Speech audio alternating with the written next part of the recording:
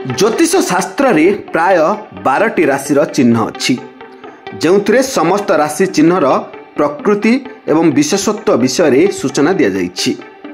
से भली धार्मिक शास्त्र गुड़िक मध्यरु गोटे हेउछि सामुद्रिक शास्त्र, जहाँ मनिषर शरीर आकृति गठन इत्यादि माध्यम जन व्यक्ति विषय रे सूचना देइथाय।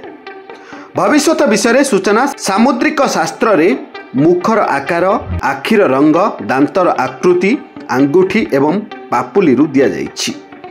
केतक निर्दिष्ट दांत आकृति थिबा लोकंक विषय मध्य एही शास्त्र रे विशेष सूचना रहिछि। केतक लोकंकर बड़ दांत थाए, केतकंकर छोट दांत थाए एवं केतक अछंती जहार दांत मध्य कोनोसी फांका रहि न थाए। जेतेबेले कि किछि लोकंकर दांत मध्य बहुत गैप देखिबा को मिली थाए, सामुद्रिक शास्त्र रे एपरि दांत थिबा लोकंक विषय रे सूचना दिया जाइछि। आसंतु जानिबा केउ प्रकारर दांत लोके माने भाग्यवान बोली विवेचना करा जाय। एहीपरि दांत थिबा लोके माने भाग्यवान। सामुद्रिक शास्त्र अनुसार जो मानकर दांत मध्य फांका थाए से माने भाग्यवान। से माने समाज रे बहुत लोकप्रियता पाआंती। से माने अन्य माननकु परामर्श देबारे आगरे रुहंती एवं दूर दूरांतर चिंताधारा मध्य रखंती, जो कारणरू सेमानंकर कथा शुणुवा व्यक्ति कदापि क्षतिग्रस्त हुअंती नहीं।